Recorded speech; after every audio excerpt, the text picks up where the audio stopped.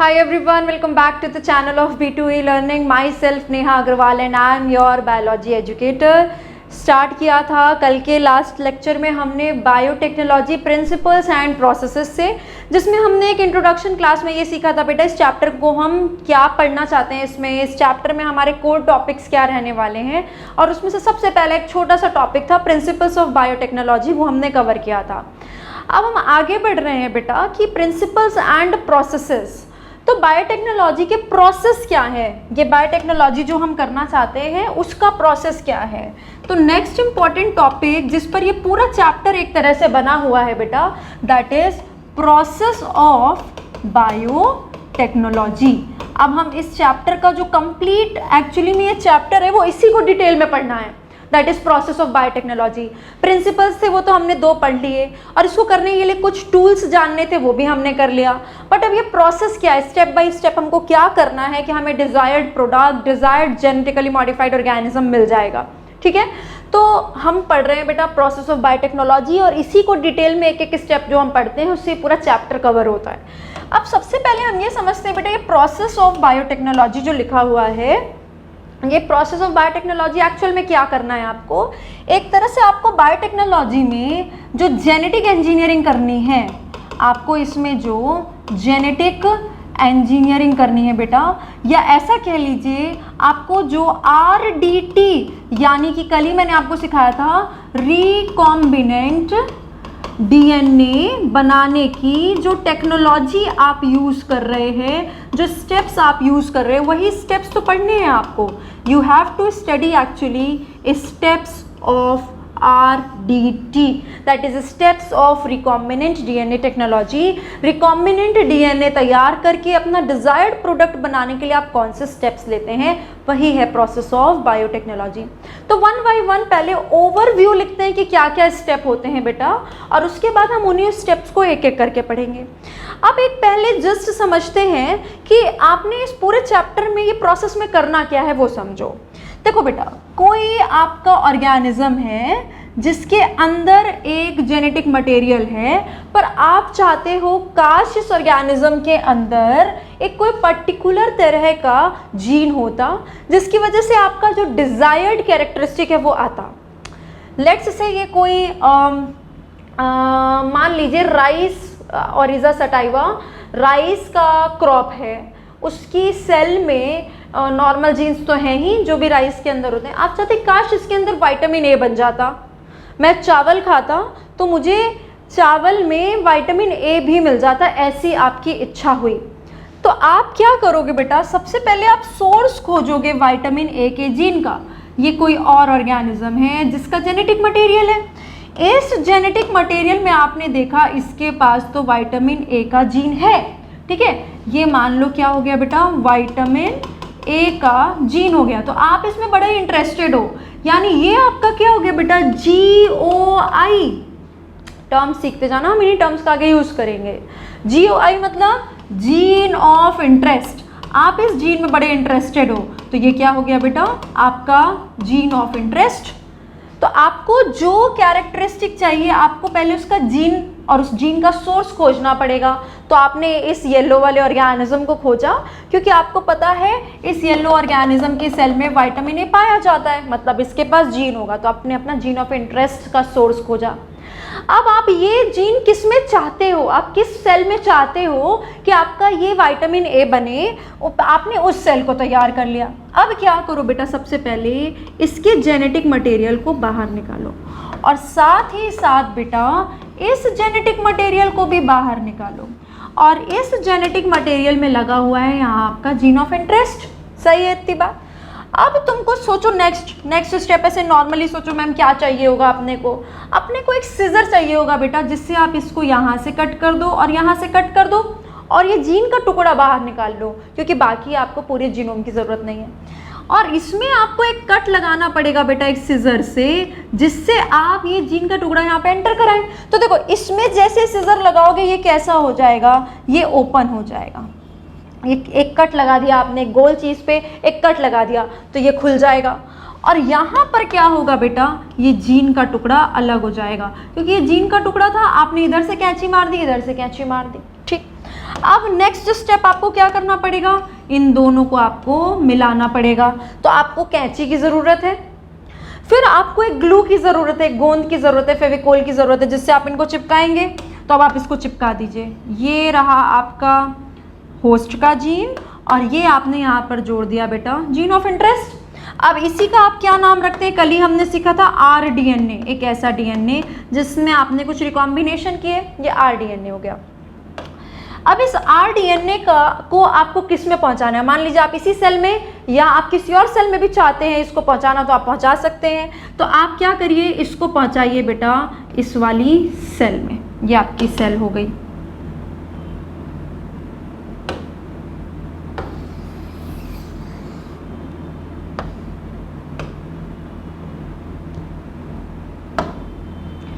ये लो, ये आपकी सेल है, ये वाली, ये जो सेल थी, और इसमें अब आपने इसको पहुंचा दिया जिस जीनोम के अंदर आपने बेटा एक जीन ऑफ इंटरेस्ट लगा रखा है। तो अब इस वाली सेल में ये प्रोडक्ट बनने लग जाएगा, ठीक है, विटामिन ए बनने लग जाएगा। एकदम सिंपल है, ठीक है। तो आपने ये प्रोसेस कर दिया। तो देखो इसमें आपको क्या क्या करना पड़ेगा, आपको जीनोम निकालना पड़ेगा सेल से, आपको जीन ऑफ इंटरेस्ट वाली जगह पहचाननी पड़ेगी और उसमें से निकालना पड़ेगा, फिर आपको कैंची की ज़रूरत होगी, फिर आपको इनको चिपकाना पड़ेगा और चिपका के सेल में पहुंचाना पड़ेगा। और जिस सेल में आप इसको पहुंचाते हैं, जिस सेल में आप इसको पहुंचाते हैं उस सेल को कहते हैं बेटा होस्ट सेल। तो एक और टर्म क्या मिल गई हमको, होस्ट सेल। हमने सीखा भी था होस्ट सेल टूल्स में।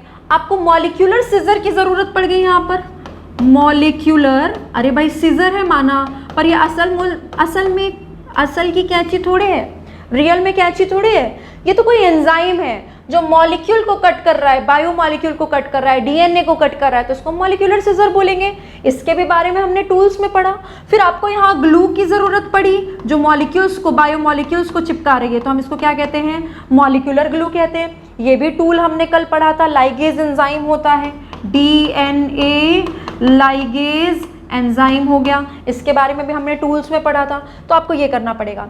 ये वाला जो स्टेप होता है बेटा, सीखते जाना है एक टर्म, ये वाला जो स्टेप होता है जब आरडीएनए को, फॉर्मेशन ऑफ आरडीएनए हो गया, अब आप इस आरडीएनए को किसी होस्ट सेल में पहुंचाते हो, this step is called as transformation. क्योंकि भाई आप होस्ट सेल को ट्रांसफॉर्म ही तो कर रहे हो, वो जैसा था उससे नया हो गया है, आपने उसमें कुछ ट्रांसफॉर्मेशन करी है। तो इसको आप जब जीन ऑफ इंटरेस्ट को बाहर से पहुंचाते हो तो आप इसको क्या कहते हो, इस प्रोसेस को ट्रांसफॉर्मेशन। हम लिखेंगे ट्रांसफॉर्मेशन स्टेप, तब हम इसकी डेफिनेशन लिखेंगे बेटा, that delivery of gene of interest into host cell, ठीक है। अच्छा, ये जो जीन ऑफ इंटरेस्ट आया है, ये जीन ऑफ इंटरेस्ट इस सेल का खुद का जीन तो है नहीं, ये तो बाहर से आया है। तो ये जीन ऑफ इंटरेस्ट इस होस्ट सेल के लिए क्या है, फॉरेन जीन है। तो आप जीन ऑफ इंटरेस्ट को और क्या कह सकते हैं, फॉरेन जीन कह सकते हैं। क्यों चाहिए बेटा हमको फॉरेन जीन, एक एक करके फॉलो करो। क्योंकि हमको फॉरेन जीन का प्रोडक्ट चाहिए, ये हो गया फॉरेन जीन प्रोडक्ट। ये बच्चे फॉरेन जीन प्रोडक्ट किस में बन रहा है, in host cell. Host cell में आपको फॉरेन जीन प्रोडक्ट मिलेगा क्योंकि इसमें फॉरेन जीन आ गया है। जैसे मान लो इस एग्जांपल में आपको होस्ट सेल के अंदर जो फॉरेन जीन प्रोडक्ट मिलेगा दैट इज विटामिन ए, ठीक है।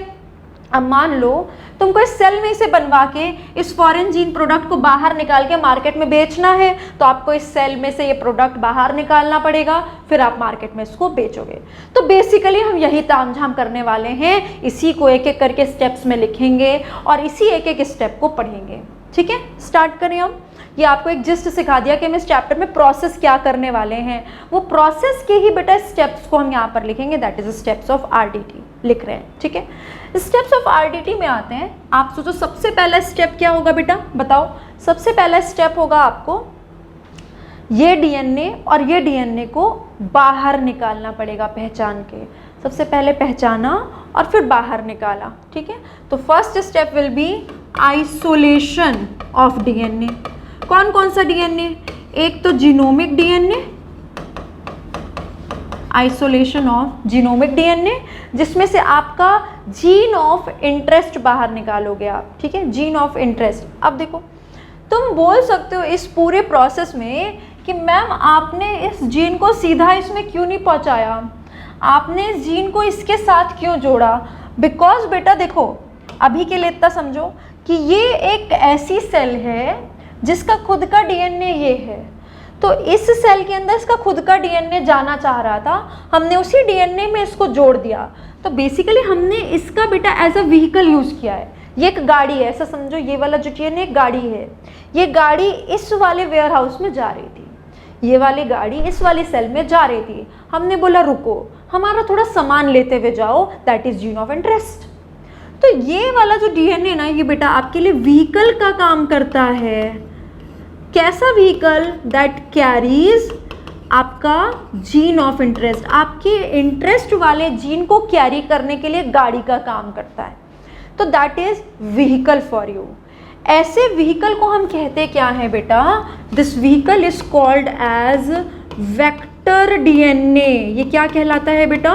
Vector DNA. ये सारा कुछ मैं दोबारा बोल रही हूँ, पर टूल्स में हमने ये सारे टर्म्स सीख लिए हैं, ठीक है, बस हम उसको रिकॉल कर रहे हैं। Host cell, vector DNA is the vehicle DNA, gene of interest, foreign gene product किस में बनता है, मॉलिक्यूलर ग्लू कौन सा एंजाइम है, मॉलिक्यूलर सिजर कौन सा एंजाइम है, और आप ये जीनोमिक डीएनए बाहर निकाल रहे हैं। ये आप क्या बाहर निकाल रहे हैं बेटा? जीनोमिक डीएनए, जिसमें आपका जीन ऑफ इंटरेस्ट है, that contains your gene of interest. वो जीनोमिक डीएनए को पहले बाहर निकालोगे, तभी तो उसमें से जीन ऑफ इंटरेस्ट कट करके निकालोगे, और इस व्हीकल डीएनए को बाहर निकालोगे, फिर उसको कट करोगे। तो सबसे पहला स्टेप आपको क्या करना पड़ रहा है बेटा? आपका फर्स्ट स्टेप है isolation of genomic DNA, that is gene of interest. इसी जीनोमिक डीएनए में जीन ऑफ इंटरेस्ट लगा हुआ है, as well as vector DNA. जो गाड़ी आपको इस्तेमाल करनी है, वो गाड़ी भी कहाँ पर है उसको भी बाहर निकालिए। Genomic DNA and vector DNA को आप आइसोलेट करेंगे।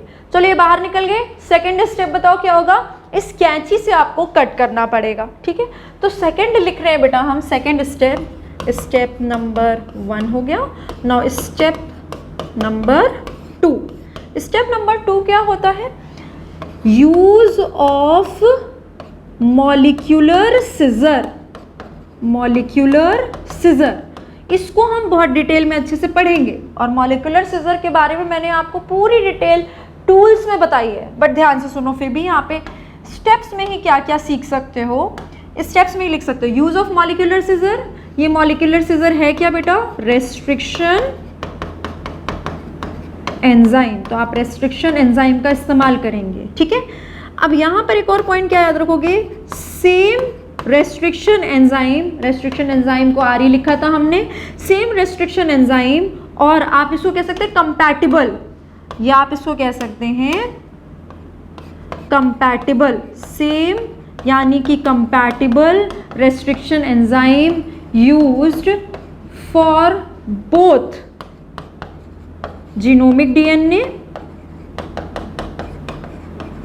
As well as vector DNA.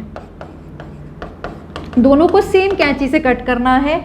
क्यों करना है? कंपैटिबल का क्या मतलब है? अलग अलग हो सकते हैं या ऑलमोस्ट सेम ही रखने हैं? ये स्टिकी एंड और ब्लंट एंड से रिलेटेड क्या रीजंस होते हैं, ये हमने मॉलिक्यूलर सिजर में अच्छे से कवर किया है पूरे टॉपिक में, ठीक है। तो हमने यहाँ पर वो पॉइंट भी लिख दिया कि आपको भूलना नहीं है। चलो, मॉलिक्यूलर सिजर से आपने कट कर दिया, ठीक है। अब आपको ये टुकड़ा मिल गया और ये टुकड़ा मिल गया। अब आपको नेक्स्ट क्या करना पड़ेगा? नेक्स्ट बेटा होगा क्या, जब आप इसमें कैंची से कट करेंगे तो इसके बहुत सारे टुकड़े आपको मिलेंगे। इसमें कैंची आप लगाएंगे तो असल में ये ऐसा दिखेगा, बहुत सारे टुकड़े होंगे, जिसमें से एक टुकड़ा आपका फेवरेट भी होगा जो आपको चाहिए। तो पहले इतने सारे टुकड़ों में से अपना टुकड़ा अलग करना पड़ेगा अपने ने। तो वो जो प्रोसेस होता है वो पूरा स्टेप अलग होता है बेटा। स्टेप नंबर 3, और उसको करने के लिए इन सारे, इसमें जैसे आपने कैंची लगाई बहुत टुकड़े मिले, इतने सारे डीएनए के फ्रेगमेंट्स में से आपको जो अपना फेवरेट फ्रेगमेंट अलग करना है, उसके लिए आप एक टेक्निक का इस्तेमाल करते हैं, that is called as gel electrophoresis. किस लिए? टू सेपरेट डीएनए फ्रेगमेंट्स कहाँ से आए? ये डीएनए फ्रेगमेंट इतने सारे, that were DNA fragments generated by the use of restriction enzyme। आपने जब जीनोमिक डीएनए पे रेस्ट्रिक्शन एंजाइम का इस्तेमाल किया था तो बहुत टुकड़े बने, उसको आपको अलग अलग करना है। किससे बेटा? जेल इलेक्ट्रोफोरेसिस से। ठीक है, तो क्या होगा उससे? आपका ये वाले इतने में से ये टुकड़ा अलग हो जाएगा। ठीक है, चलो अलग हो गया। इसके बाद अगर आपको लगता है कि बाई चांस मेरा एक्सपेरिमेंट फेल हो गया तो मुझे शुरू से उतना काम करना पड़ेगा, या मुझे ये वाले जीन का ही बहुत रिक्वायरमेंट है, तो आपके पास एक मशीन होती है पीसीआर मशीन, जिसका इस्तेमाल करके आपने ये ह्यूमन हेल्थ में भी पढ़ा है, जिसका इस्तेमाल करके आप इस वाले टुकड़े को जब अलग कर लेंगे तो इसकी बहुत सारी कॉपी बना सकते हैं। तो अगर आपको ये कॉपी बनानी है आगे का प्रोसेस करने से पहले, तो आपको इसको अलग करने के बाद पहले इसकी बहुत सारी कॉपी बनानी पड़ेगी, तब जाके आप ये स्टेप करिएगा, वरना आप इसको यूज़ कर लेंगे तो इसकी कॉपी कैसे बनाएंगे? ठीक है, तो वो नेक्स्ट स्टेप अगर आपको करना है तो वो कहाँ पर आएगा? स्टेप नंबर 4 पे। Now step number 4 that is PCR, full form बता दीजिए, आपने पता है, पॉलीमरेज चेन रिएक्शन। किस लिए? टू एम्प्लीफाई और एम्प्लीफिकेशन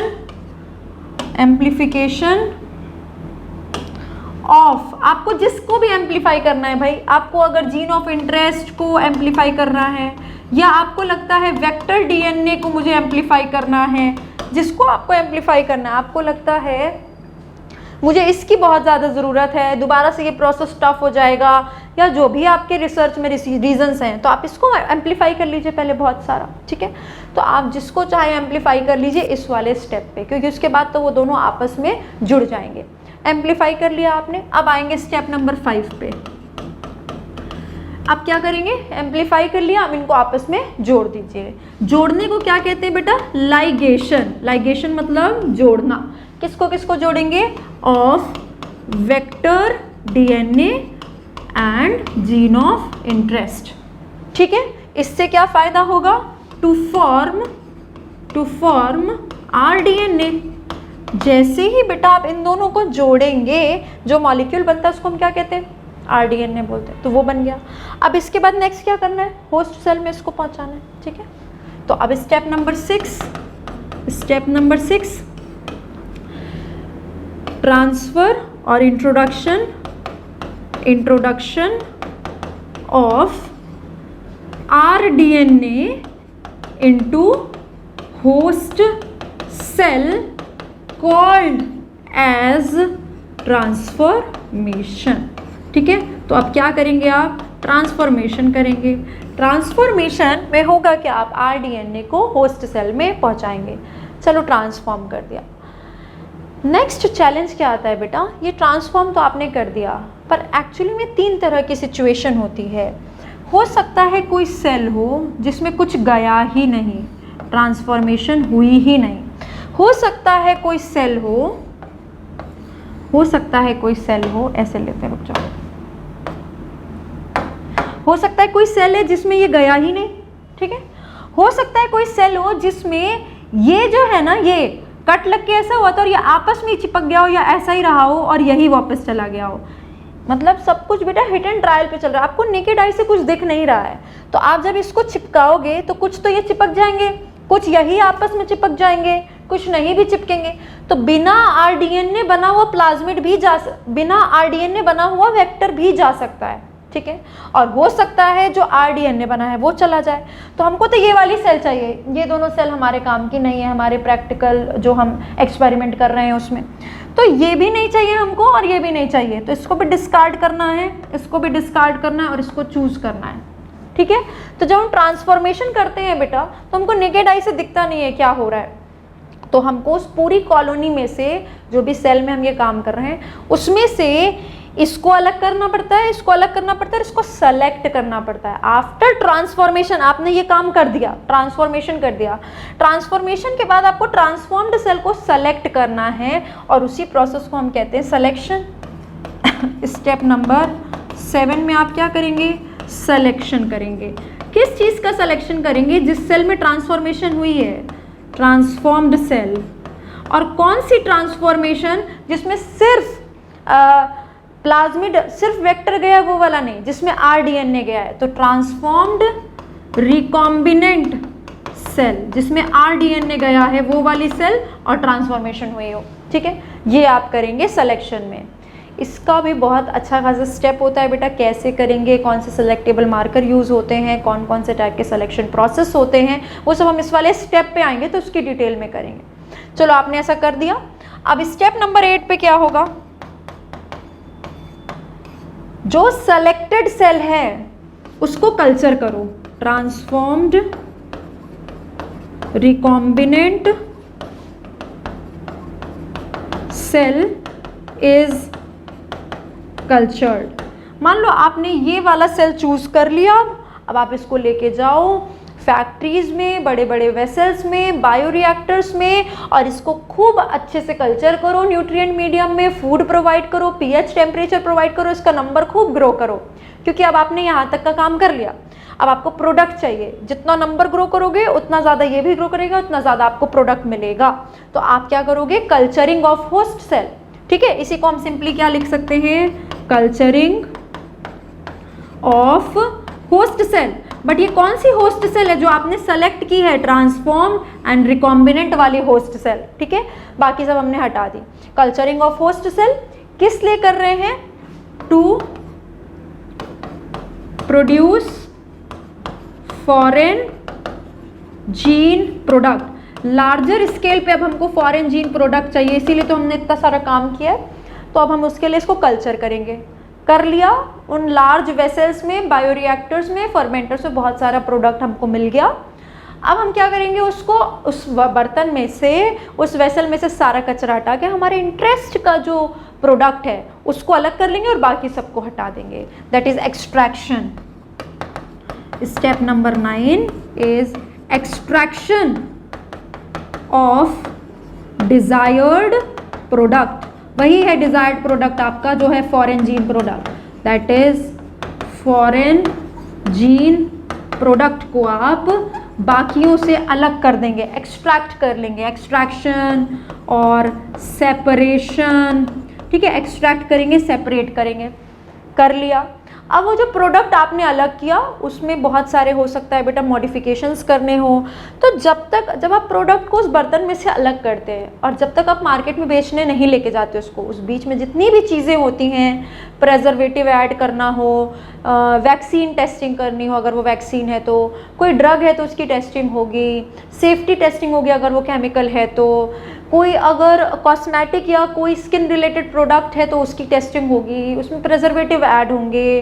तो ये सारी चीज़, उसमें आपको कोई मॉडिफिकेशन करनी है, ये सारी चीज़ें। और फिर पैकेजिंग करके जब तक मार्केट में नहीं चला जाता, उस पूरे स्टेप को, ये जितना भी आप चीज़ें करते हैं बेटा, उसमें से प्रोडक्ट को निकाल के बेचने तक के बीच में आप जितनी भी चीज़ें करते हैं उसको हम कहते हैं डाउन स्ट्रीम प्रोसेसिंग। क्या कहते हैं?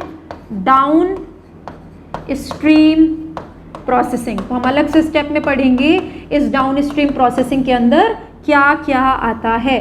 तो लास्ट में हम करेंगे डाउन स्ट्रीम प्रोसेसिंग। तो यहाँ से लेकर यहाँ तक क्या था? स्टेप नंबर 1 से लेकर जब तक आप इसमें इतने सारे प्रोडक्ट्स, वो जो प्रोडक्ट है वो बना नहीं लेते या आप उसको अलग नहीं कर लेते, तब तक हम इसको क्या कहते हैं? यहाँ से लेकर बेटा पूरा यहाँ तक, आपकी कॉपी में एक लाइन में ये पूरे स्टेप्स आए होंगे, यहाँ से लेकर यहाँ तक, जब तक ये प्रोडक्ट बन नहीं जाता। ठीक है, जब तक ये प्रोडक्ट बन नहीं जाता, और शुरू से लेकर वहाँ तक, इसको हम क्या कहते हैं? Up stream processing. मैं यहाँ पर लिख रही हूँ बेटा, इसको कहते हैं अप स्ट्रीम प्रोसेसिंग। तो शुरू से लेकर, फिर से एक बार रिवाइज करो, आपने सब कुछ आइसोलेट किया, फिर सीजर से कट किया, फिर उसके बाद उस टुकड़े में से अपना पसंद वाला टुकड़ा अलग किया, फिर करना है तो पीसीआर किया, फिर उनको जोड़ा, आरडीएनए बना के होस्ट सेल में पहुंचाया, फिर अपनी पसंद की होस्ट सेल को सेलेक्ट किया और फिर बायोरिएक्टर्स के अंदर उसकी कल्चरिंग करी, कल्चरिंग ऑफ होस्ट सेल। जब तक आप ये करके अपना जीन प्रोडक्ट बनाते नहीं हैं तब तक हम सब कुछ कहते हैं अपस्ट्रीम प्रोसेसिंग, जिसमें बहुत ज़्यादा लोगों की ज़रूरत नहीं है, मेनली लैब में होने वाला 1-2 लोग ही इसको कर लेते हैं, उनका काम है, इसमें थोड़ा पेशेंस चाहिए, ठीक है।